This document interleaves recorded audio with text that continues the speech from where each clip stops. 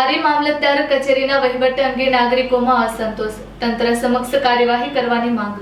ધારી તાલુકા મામલતદાર કચેરીના વહીવટ અંગે કેટલાક નાગરિકોમાં અસંતોષ જોવા મળી રહ્યો છે।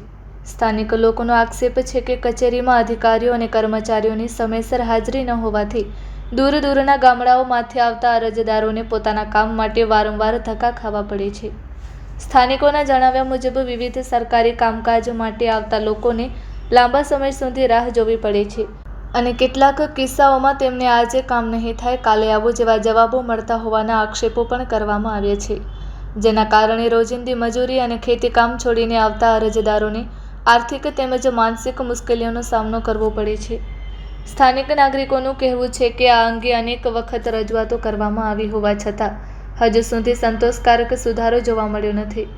તેઓએ જિલ્લા વહીવટી તંત્ર અને સંબંધિત અધિકારીઓને સમગ્ર મામલે તપાસ કરીને કચેરીમાં નિયમિત હાજરી, સમયસર કામગીરી અને અરજદારો સાથે યોગ્ય વ્યવહાર સુનિશ્ચિત કરવા માંગ કરી છે। Report by Sarfaraz Khokhar, Amreli.